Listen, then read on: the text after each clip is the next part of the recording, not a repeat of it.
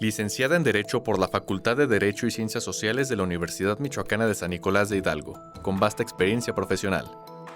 Inició en 1986 en el Poder Judicial y posteriormente fue Procuradora del Menor y la Familia en el DIF Michoacán, Directora de Asuntos Jurídicos en el Congreso del Estado, Presidenta del Tribunal Electoral del Estado, Presidenta del Instituto Electoral de Michoacán y Secretaria Ejecutiva del Consejo para el Nuevo Sistema de Justicia Penal. En 2015, producto de un concurso de oposición, el Congreso del Estado la elige magistrada del Supremo Tribunal de Justicia, especializándose en la materia penal. Muchísimas gracias por acompañarnos en el arte de lo bueno y lo justo. Gracias también a nuestra invitada del día de hoy, la magistrada María de los Ángeles Yanderal Zaragoza, quien, bueno, ya conocimos a través de la semblanza que presentamos, pero gracias de verdad por estar con nosotros. Gracias, Astrid, y al Sistema Michoacano de Radio y Televisión por la invitación a participar con ustedes. Por supuesto, esto en coordinación con el Poder Judicial del Estado de Michoacán. Así es, bueno, esta producción dedicada a conocer más del trabajo que ustedes realizan como integrantes del Poder Judicial del Estado de Michoacán. Y bueno, tener a alguien con la trayectoria que usted tiene nos da mucho gusto. Queremos conocerla también un poco más a usted. Escuchaba que desde los inicios de su formación profesional como abogada, le empezó a llamar la atención la materia penal. Sí, Astrid, en realidad, pues yo creo que desde que decidí ser abogada, la materia penal fue hacia la que me incliné desde el principio. Yo estudié Derecho pensando en ejercer en materia penal. Así me lo propuse y bueno, lo primero que hice fue ingresar precisamente como estudiante todavía a una sala penal en el Supremo Tribunal de Justicia. Estuve por ahí haciendo algunos méritos durante 2 años y después tuve la oportunidad de ejercer como escribiente. Me dieron un nombramiento de escribiente en el que estuve también en una sala penal por 2 años. Luego ya, bueno, pues la vida me llevó por otros caminos, el administrativo, el electoral, pero afortunadamente tuve la oportunidad de volver al inicio, que es lo que pues particularmente me inclinó a ser abogada, ¿no? La materia penal y todo lo que esto significa. Pues significa unos temas además muy atractivos para los medios de comunicación, sí, que a veces generan morbo, ¿no? Que a veces pues son los titulares en los medios, en las noticias, sobre todo en periódicos o medios amarillistas, sensacionalistas. Es complicado abordar estos temas, más ahora que, bueno, pues el sistema de justicia actual implica, ¿no?, la oralidad, implica la presencia, implica estar ahí. Sí, sin duda, la materia penal es muy compleja. Es algo además de complejo, pues siempre estar atento a lo que implica para la vida de las personas, ¿no? La materia penal, cuando a alguien le toca estar como parte dentro de un proceso penal, pues significa mucho en su propia vida y en la vida de su propia familia, ¿no? Es un aspecto al que nadie quisiéramos llegar y sin embargo, pues son muchos los que tienen lamentablemente que relacionarse con la materia. Por lo tanto, es tan importante, tanto desde el ejercicio de la función como jueces, como desde los abogados o de la propia fiscalía, pues cumplir con las reglas que se establecen en la materia y sobre todo estar atentos al cumplimiento o el respeto de los derechos humanos que establece la Constitución para cada una de las personas, ya sea que se llame víctima o inculpado en un proceso. Todos tienen derecho a tener en igualdad de condiciones un proceso, así como lo dice la Constitución, justo. Vemos no solo en las noticias, sino también en la ficción, muchas series. Escuchaba hace poco que incluso han aumentado los estudiantes de criminalística por el tipo de series que hay actualmente en la televisión, en estos sistemas de streaming.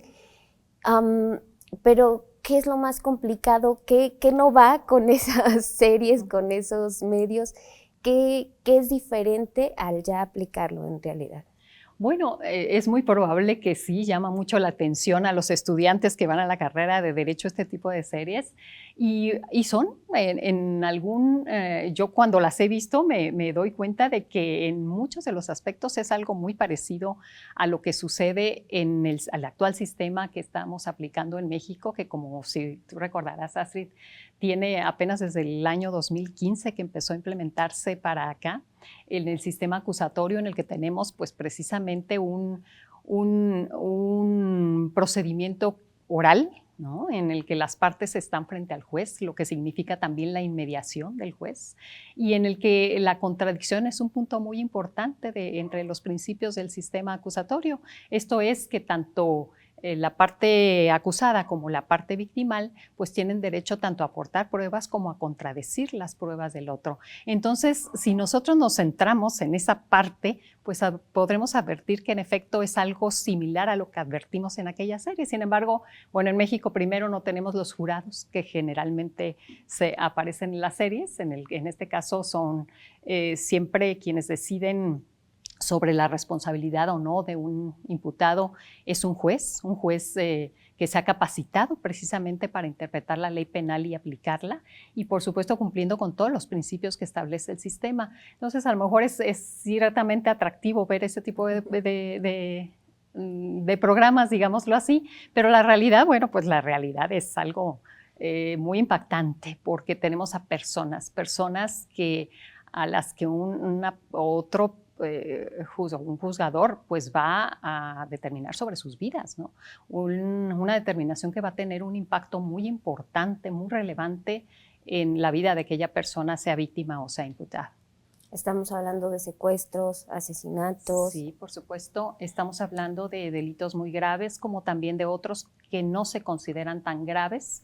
En el fuero común, que es lo que denominamos, o sea, lo que nos corresponde a los jueces del Estado, pues sí está, entre otras cosas, el secuestro, están los homicidios, están las extorsiones, robos también.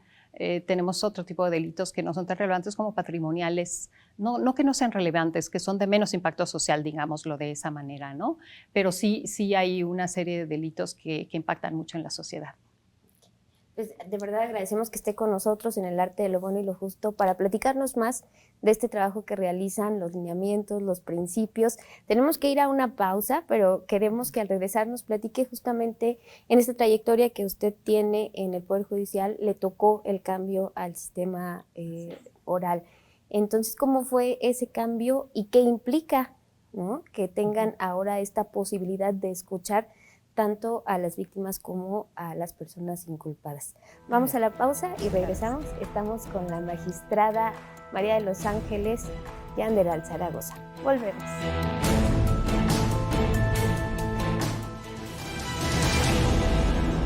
Muchísimas gracias por continuar con nosotros. Estamos en El Arte de lo Bueno y lo Justo platicando con la magistrada María de los Ángeles Yanderal Zaragoza en este programa donde, bueno, estamos conociendo un poquito más de lo que realizan en materia penal, magistrada, y le preguntaba antes de ir a la pausa por estos principios de la oralidad. Sí, bueno, si podemos recordar, en el año 2008 se hizo una reforma a la Constitución Política de los Estados Unidos Mexicanos. En esta se dispuso transitar de lo que conocíamos como el sistema tradicional o inquisitivo mixto al sistema acusatorio y oral. Se implementó en toda la República esta nueva forma de hacer justicia, sobre todo de seguir un procedimiento penal, y justamente lo que eso determinó en esta Constitución pues es que el proceso penal se hiciera bajo ciertos principios distintos a lo que era el proceso tradicional. Si hablamos de los principales, podríamos hablar justamente de lo que es la oralidad, ¿no? En este caso, todo el proceso se sigue de forma oral en todas sus etapas, tanto en la etapa inicial, en donde es toda la parte de la investigación, como en la etapa intermedia, en la que se hace o se realiza todo lo relacionado con la admisión de las pruebas que van a transitar en juicio, y lo que propiamente se denomina el juicio. Todo el procedimiento ahora es oral. Esto significa que frente al público, en salas de oralidad a las que puede acudir cualquier persona, se desahoga el proceso, salvo ciertos casos concretos que se consideran como de excepción. Pero por regla general, los procesos penales se llevan de manera oral y pública. Esto significa que cada una de las partes va a exponer tanto la teoría del caso de la fiscalía como la propia defensa se van a exponer de manera pública en esas salas de oralidad a las que todos, cualquiera de nosotros podemos acudir para verificar que efectivamente todo este proceso se dé con transparencia.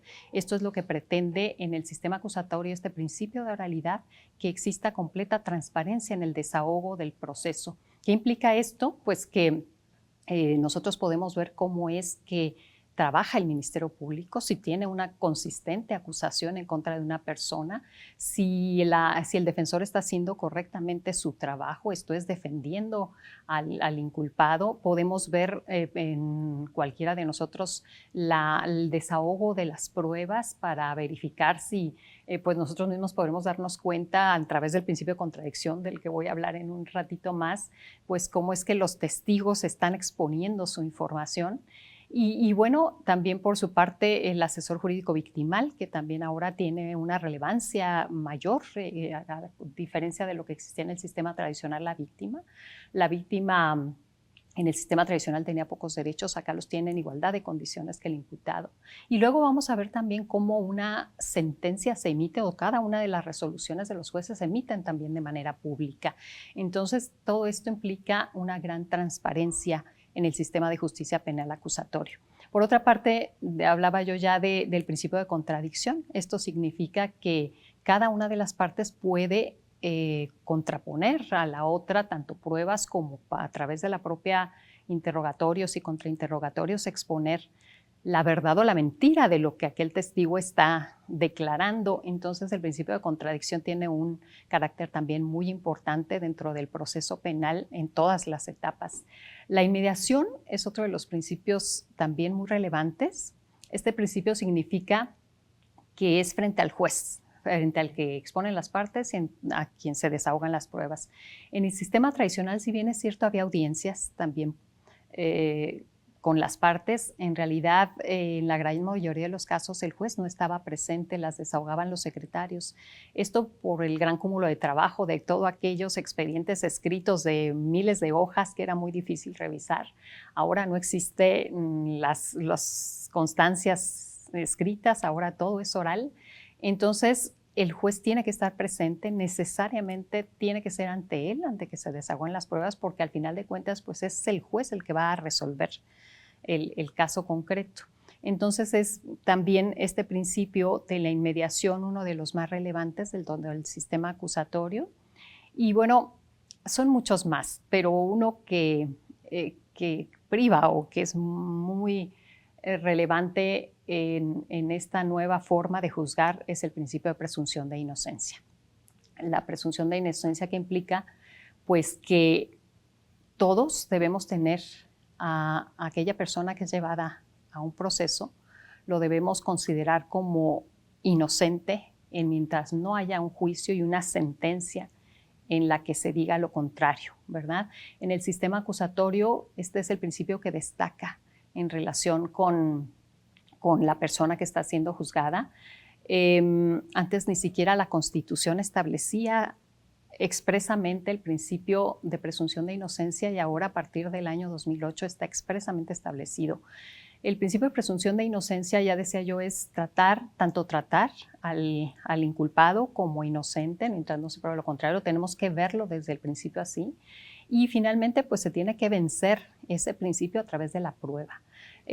Hay ciertos ya criterios que se han establecido desde la Suprema Corte de Justicia de la Nación, en donde se habla que este principio tiene dos vertientes muy importantes.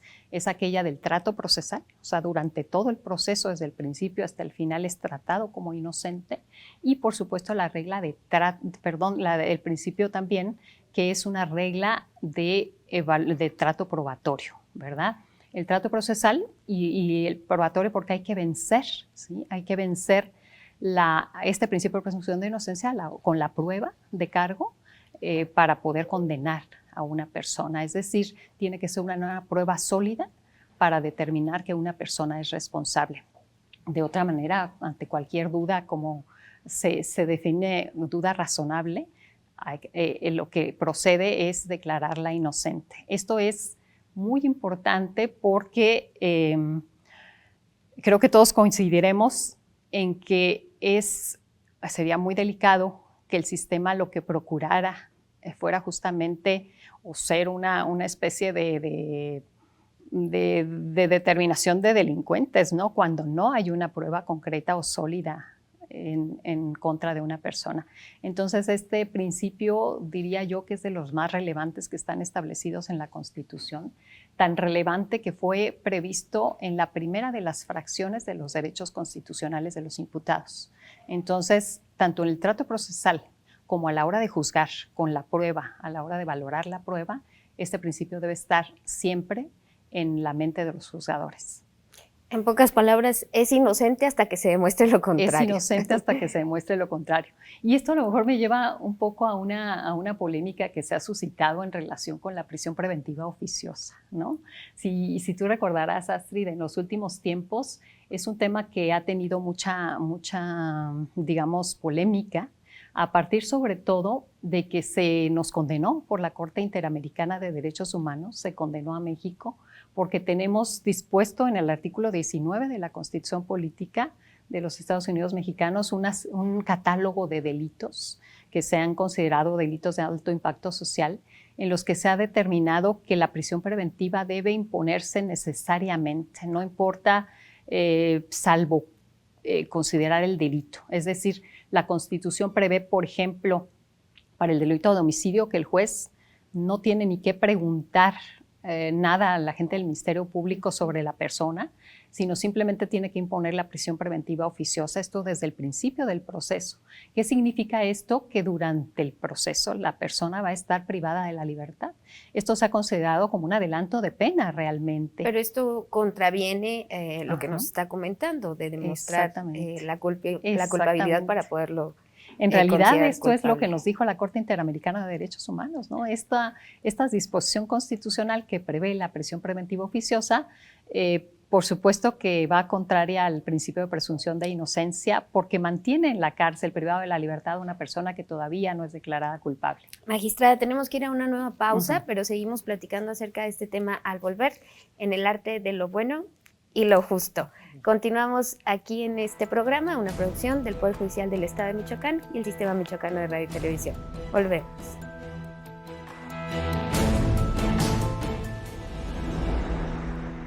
Muchísimas gracias por continuar con nosotros en El Arte de lo Bueno y lo Justo. Aprovecho para invitarle a que visite las redes sociales del Poder Judicial del Estado de Michoacán. Están en Facebook, en TikTok, en Spotify y por supuesto en YouTube, así que ahí puede estar bien informado de todo esto que estamos platicando y otras actividades que realiza el Poder Judicial del Estado. Estamos con la magistrada María de los Ángeles Yanderal y platicábamos ya de la presunción de inocencia, pero también de la prisión oficiosa. ¿Y en qué estamos en este momento, en este tema, magistrada? Bueno, en este tema iba a decir lamentablemente, pero bueno, en realidad no se ha resuelto, ¿verdad? A pesar de que la Corte Interamericana, como decía, ya condenó a México en 2 asuntos concretos y ordenó como una de las reparaciones que precisamente se modificara la Constitución y que mientras eso ocurría se estuviese aplicando, en las resoluciones no se aplica la prisión preventiva oficiosa, pues esto ha ido con un tránsito muy lento, digamos, si es que va a progresar al cumplimiento de esta condena. El artículo 19 de la Constitución sigue manteniendo el catálogo de delitos graves como de prisión preventiva oficiosa e incluso hace no mucho tiempo se reformó la Constitución nuevamente en este artículo 19 constitucional para incrementar los delitos que ameritan prisión preventiva oficiosa. ¿Qué quiere decir esto? Como explicábamos hace un rato, que desde el momento en que una persona es presentada ante un juez y que el juez considera que ese caso amerita que se siga un proceso penal, es decir, que se continúe con una investigación para en su momento probablemente llegar a un juicio, durante todo ese tiempo que dura esta investigación complementaria, pues durante todo ese tiempo y durante el juicio, la persona va a mantenerse en prisión. Esto creo que es conveniente explicar o reiterar que hasta este momento no ha habido una condena, ¿verdad? Solo es una acusación, apenas se van a desahogar unas pruebas en un proceso pero ya tenemos a la persona privada de la libertad. En estos casos, lo que la Corte Interamericana explicó es que la prisión preventiva debe ser la última opción. No quiere decir que no existe la prisión preventiva, pero tiene que estar justificada. No debe imponerse sin escuchar, digamos, a las partes, sino tiene que justificarse. ¿Por qué se considera? El fiscal tiene que justificar por qué considera que determinada persona a quien se le está acusando de un delito debe permanecer privada de la libertad mientras se sigue su juicio, considerando varias cuestiones, ¿no? Por ejemplo, que puede sustraerse de la acción de la justicia, que puede ser un riesgo para la víctima, un riesgo para la sociedad, por ejemplo, ¿no? Entonces, si esto el Ministerio Público logra justificarlo, que es un riesgo para que no se siga el proceso, entonces el juez podría determinar, analizando los argumentos y pruebas del Ministerio Público, podría considerar que la persona se quede privada de la libertad en prisión preventiva, ¿no? Pero esta es una prisión preventiva que debe justificarse. Hay muchos casos en los que es posible advertir que la persona tiene un arraigo en la sociedad, que tiene a su familia, que de alguna manera se ha venido presentando cada vez que se le ha llamado, no ha intentado sustraerse de la acción de la justicia, pues no hay razón que justifique que se encuentra privado de la libertad durante todo este tiempo. Claro, se estaría cometiendo una injusticia. Es una verdadera injusticia, en muchos de los casos es una verdadera injusticia porque es un adelanto de pena y a veces se concluye un proceso penal declarando inocente a la persona cuando ya ha estado durante algunos años privada de la libertad. Y cuando eso ocurre también a veces la sociedad abonamos a ello, ¿no? Sí, porque claro. Sabemos que está en la cárcel, ya lo damos por culpable, por delincuente. Se dicen estos juicios paralelos que se realizan en los medios de comunicación o incluso en las redes sociales. Es cierto. ¿No? Creo que tenemos poca información de lo que esto significa. Inmediatamente que es presentada una persona ante un juez se le considera, al contrario, ¿no? Contrario al principio que establece la Constitución, se le considera responsable o presunto responsable, no presunto inocente. Entonces, creo que es algo que todavía debe trabajarse mucho en la sociedad para entender que quienes van a un proceso penal no necesariamente son responsables y que desde el principio debemos tratarlos como inocentes. Y pensar en que podemos vernos involucrados, lamentablemente no está fuera de la realidad que cualquiera de nosotros pudiésemos vernos involucrados o nuestros familiares en un asunto de esta naturaleza. De ahí que pues debamos entender que el proceso penal y sobre todo que la razón para cambiar de aquel sistema tradicional al sistema acusatorio, pues es precisamente el tener a la persona como inocente mientras no se le declare culpable. Ya para ir concluyendo, magistrada, ¿cuáles serían las recomendaciones o el mensaje para la sociedad y para los medios de comunicación que a veces también abonamos a estas situaciones? ¿Qué sí debemos hacer, qué no debemos hacer? Sí. Pues yo creo que a todos que tengamos mucha prudencia y que debamos entender justamente que somos personas, primero, quienes están siendo juzgados son personas como cualquiera de nosotros, que las víctimas también son personas como cualquiera de nosotros y por tanto tenemos que tratar estos temas con mucha sensibilidad y con la responsabilidad de precisamente mantenernos en la idea de que cualquier persona que esté involucrada en un asunto de carácter penal está inmersa en un conflicto y es un conflicto que va a resolverse de una u otra manera, pero que nosotros no tenemos ni derecho ni es correcto que la estigmaticemos, ¿verdad? Es muy difícil pensar en que después de algún tiempo a la persona se le decreta una libertad por falta de pruebas, por ejemplo, y que esta persona ya no tiene ni forma de presentarse como lo hacía antes ante una sociedad que ya lo condenó, ¿verdad? Entonces creo que debemos ser muy sensibles y prudentes en relación con los asuntos de naturaleza penal. Pues ahí está. Me quedo con esta palabra de la responsabilidad, ¿no? En todos sentidos, tanto de los juzgadores, que me imagino que es un peso fuerte estar juzgando este tipo de casos, pero también como sociedad. Lo que podemos hacer para la reputación de la persona, para su vida, para su familia. Claro. Y lo que ya mencionaba usted, ¿no? Son personas también, aunque estén en una circunstancia quizás muy complicada. Muchísimas gracias por haber estado con nosotros en El Arte de lo Bueno y lo Justo, magistrada. Al contrario, Astrid, muchas gracias por la invitación. Esperemos tenerla pronto de nuevo y seguir platicando estos Será un temas que placer. creo que nos quedaron muchos Claro. por ahondar. Muchas gracias, claro que sí. Ajá. Gracias a ustedes también por habernos acompañado en este programa del Arte de lo Bueno y lo Justo. Recuerde que lo puede seguir también en las redes sociales del Poder Judicial del Estado de Michoacán. Esta noche, este día, platicando con la magistrada María de los Ángeles Yanderal Zaragoza. Esperamos que lo haya disfrutado. Esperamos la próxima en El Arte de lo Bueno y lo Justo.